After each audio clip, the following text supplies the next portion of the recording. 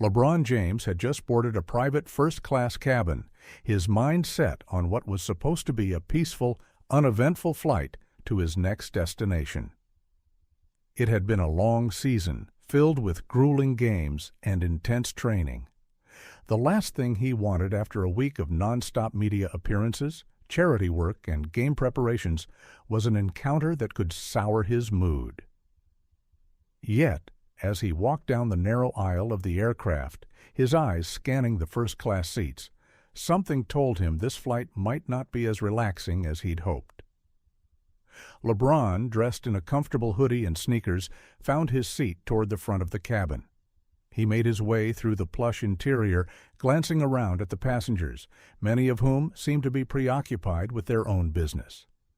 He took his seat by the window, pulling out his headphones and leaning back, hoping for a moment of peace. He had no intention of interacting with anyone. This was his time to unwind, to slip into his own world of music and rest before the next phase of his hectic schedule. However, his quiet time was soon interrupted by a man sitting directly across from him. The man was in his early 50s with a well-tailored suit that hinted at old money and an air of superiority that was hard to miss. His sharp gaze locked onto LeBron the moment he sat down, but at first the man said nothing. It was the kind of stare that might have gone unnoticed by others, but LeBron had seen it before. The look of someone who couldn't quite hide their discomfort or disdain at seeing someone of his stature, someone who had reached such levels of fame and fortune, sitting in the same space as them. For a moment, LeBron pretended not to notice, glancing out the window as the flight attendants started making their rounds, preparing for takeoff. He slipped his headphones in, the soft hum of music beginning to fill his ears. He figured that, like many flights before, this would be just another uneventful trip. But the man across from him had different plans. The first few moments passed in relative silence, but it wasn't long before the man's frustration, which had been quietly simmering, finally broke through. Without any warning, he leaned forward, his voice a low murmur at first, but quickly growing louder. "I never thought I'd see the day when someone like you could afford a seat like this," he sneered, his words dripping with venom. LeBron's eyes flicked back toward the man, who, with a smug smile on his face, continued, "You don't belong here, playing with the big leagues. Stick to what you're good at, basketball." LeBron's body tensed. The comment had been so unexpected that for a split second he wasn't sure if he had heard it right. He could feel his heart rate pick up, but he kept his cool, not wanting to make a scene. It wasn't the first time someone had made a remark like that. He'd heard people try to undermine his success, dismiss his intelligence, and reduce him to just another athlete. But this was different. The man wasn't just dismissing his athleticism. He was questioning his very place in the world, suggesting that someone like LeBron, someone who had worked tirelessly, who had invested in his community, who had raised his family with love and care, didn't deserve the success he had. LeBron exhaled slowly, trying to maintain his composure. His hand instinctively reached for the armrest as he tried to settle his emotions. This wasn't just about him. It was about what this man represented. The kind of thinking that had kept people from seeing each other as equals, that had fueled a deep-seated hatred for anyone who didn't fit a certain mold.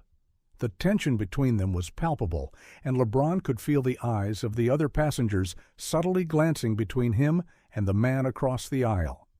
Some looked away quickly, too uncomfortable to intervene. Others seemed to silently root for LeBron to stand up for himself. But LeBron wasn't ready to engage just yet. He knew that reacting with anger would only feed the flames of what was quickly becoming an uncomfortable confrontation. He leaned back in his seat, his mind racing, but his face remained calm. Despite the ugliness of the man's words, LeBron didn't want to let it get to him. He had been through far worse after all. Still, he couldn't shake the feeling that this wasn't going to be a flight he'd soon forget. He could feel the energy in the cabin shifting as the man's words hung in the air, and for the first time in a long time, LeBron wondered how this interaction would unfold. Would he be able to navigate this with the same grace he showed on the basketball court? Or would this encounter take a turn he wasn't prepared for? As the plane began to taxi down the runway, LeBron remained poised in his seat, eyes now locked on the man across from him, his mind clear and focused. He wasn't sure what would happen next, but he knew one thing for certain. He would not let this man, or anyone, define who he was or what he had worked so hard to achieve. As the plane began to climb into the sky, the hum of the engines filled the cabin, but it did nothing to drown out the rising tension between LeBron James and the man seated across from him. The silence stretched on, but it was the kind of silence that weighed heavily, thick with unspoken animosity. LeBron, despite his best efforts to relax, could feel the man's gaze still fixed on him. The restless energy in the air was undeniable. It was clear that this was far from an ordinary flight. The man, his face now contorted with an expression of distaste, shifted in his seat. LeBron could feel the uncomfortable eyes of the other passengers glancing between the two men. No one said a word, but the growing discomfort in the cabin was palpable. LeBron kept his gaze out the window, trying to tune out the rising negativity. But the man wasn't going to let the matter drop. His voice, low but deliberate, cut through the stillness.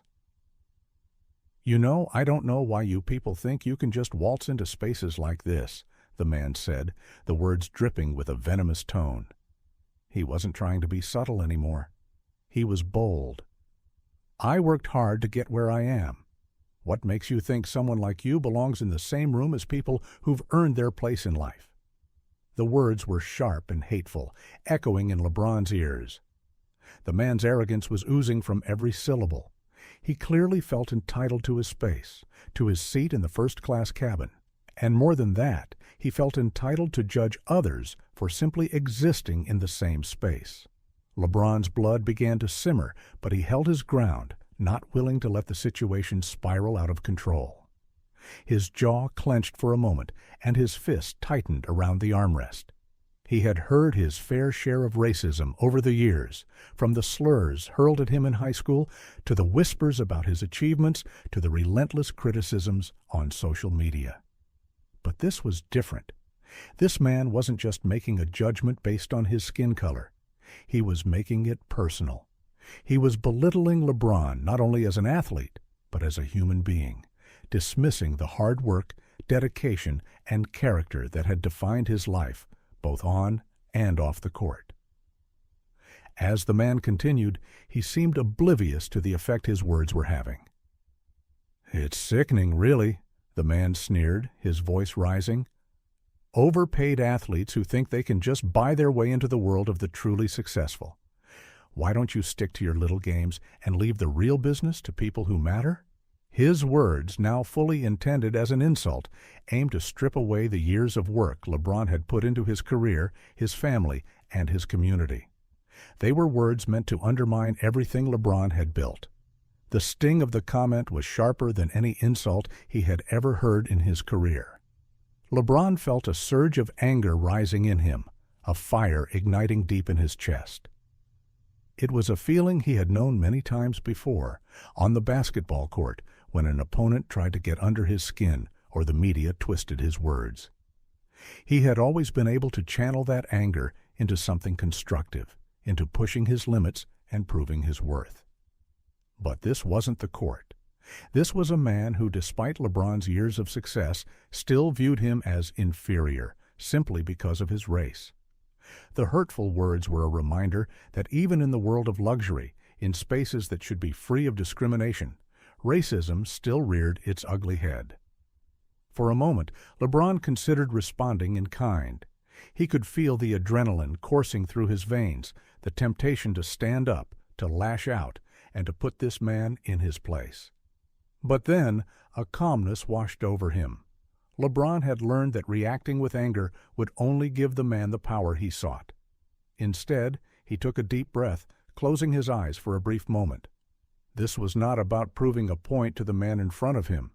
This was about maintaining his integrity, about showing everyone in the cabin that there was more to LeBron James than the caricature this man had painted. As the man continued to speak, oblivious to the fact that he was losing any remaining semblance of dignity, LeBron finally turned his head slowly to meet the man's eyes. The look on LeBron's face was one of quiet strength, but it wasn't the anger in his eyes that stood out. It was the calmness. LeBron had been in this situation countless times before. He had been the subject of hateful speech, the target of racial slurs, and yet he had learned that responding with rage would only perpetuate the cycle. He needed to be bigger than this moment. He needed to show that his success wasn't just defined by his basketball skills, but by his ability to rise above hate and ignorance. "Excuse me?" LeBron said, his voice firm but controlled. The man froze, his self-assuredness faltering for the first time. LeBron didn't shout or raise his voice. He simply spoke, cutting through the tension in the cabin. "You're wrong about me," he said quietly, but with a resolve that couldn't be ignored. The whole cabin was silent now, waiting to see how this exchange would unfold. But LeBron wasn't going to let this man dictate the course of the conversation. He was going to take the high road, and he was going to do it with the strength of someone who had already achieved more than this man could ever understand. The eyes of the other passengers shifted nervously, but LeBron's voice was steady. The man across from him had no idea what was coming. LeBron James had dealt with adversity all his life, but something about this moment felt different. The insults from the man across from him were no longer just words. They were an attack on everything he stood for. As the man continued to rant, LeBron's initial reaction was to confront him head-on. The anger bubbled up, his fists clenched involuntarily. But as the man's voice rose, something in LeBron clicked. He realized that responding with fury would only escalate things. Instead, he knew this was an opportunity to show what true strength really looked like. LeBron straightened up in his seat, his calm exterior masking the whirlwind of thoughts inside. The plane's gentle hum seemed to fade into the background as he slowly turned his head toward the man. Without raising his voice, LeBron's eyes met the man's with an intensity that could not be ignored. "Let me tell you something," LeBron said, his voice calm but resolute. "You don't know me. You don't know my story, my struggles, or my journey. You see a guy who's made it in the NBA, but that's just the surface. You don't see the work that goes into every success, the dedication, the sacrifice. You think I'm just some overpaid athlete. But that's not the half of it." LeBron leaned in slightly, his words carrying weight without the need for volume. The man, now silent and staring at LeBron in stunned disbelief, was starting to realize that this wasn't going to be the confrontation he'd expected. There were no angry shouts, no threats.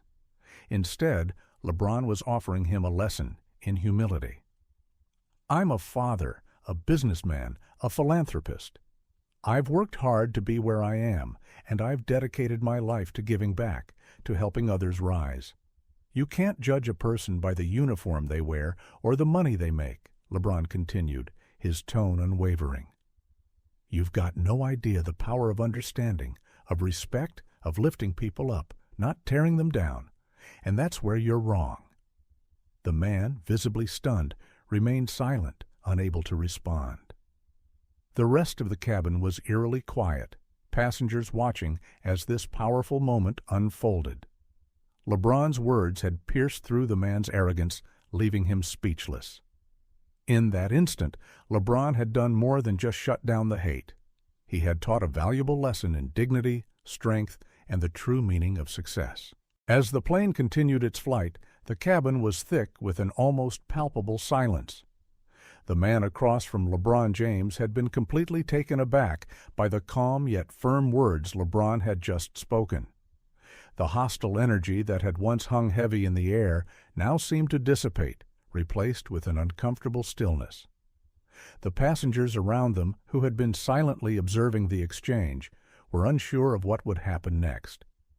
Many had likely expected a heated confrontation or some sort of explosive argument. But LeBron had handled the situation with a level of grace and control that left everyone in awe. The man, once brash and confident, was now visibly deflated. His face had turned a shade of red, and his shoulders slumped as if the weight of LeBron's words had physically drained him. He opened his mouth a few times, attempting to say something, but his words faltered, unable to form any coherent response. It was clear that he hadn't anticipated this kind of reaction. LeBron hadn't just confronted his ignorance, he had offered him a mirror, showing him the difference between arrogance and understanding, between hate and compassion. At this point, LeBron could sense that the moment was shifting. He didn't want to escalate it further, but he also didn't want the man to walk away from this without a deeper reflection. So, with a deep breath, LeBron made a decision that no one in the cabin saw coming. Rather than just let the matter slide or escalate the tension, he pulled out his phone. "Let me show you something," LeBron said, his voice still steady, yet now carrying a tone of authority. He turned on the camera and began recording a video, addressing his followers directly. "This isn't just about me," he began, his words clear and direct. "This is about all of us.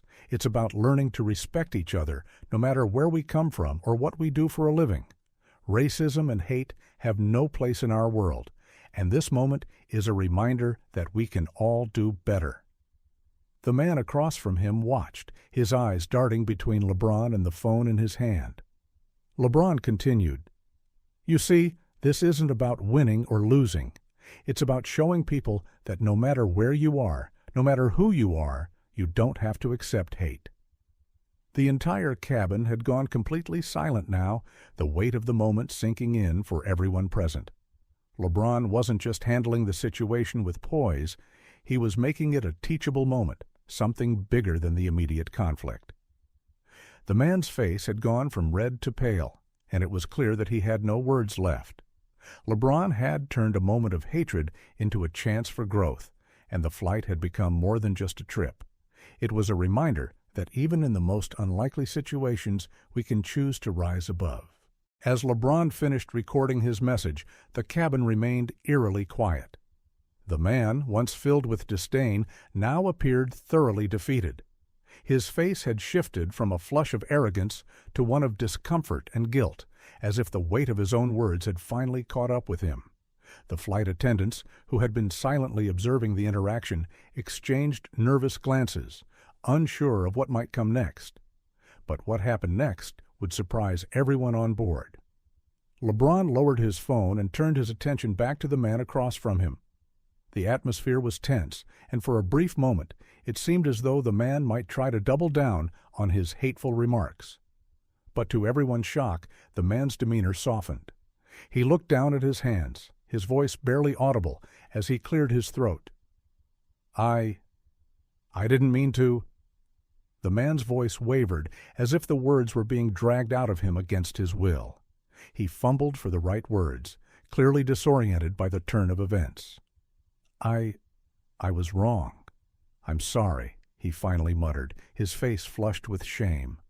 LeBron, who had been expecting some sort of resistance or further justification, was taken aback by the genuine apology. The man, who had moments ago been spewing venom, was now acknowledging his mistakes.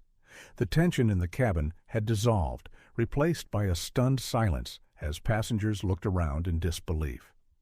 No one had expected the arrogant man to back down, especially not after such a public confrontation.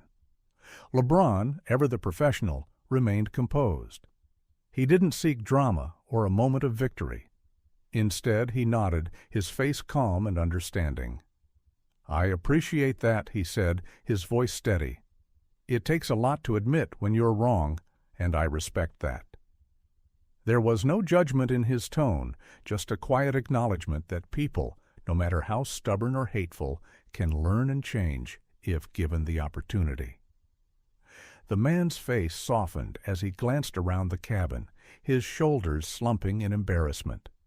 He muttered a quiet apology again to the other passengers, who, while still stunned, now saw a different side of the man.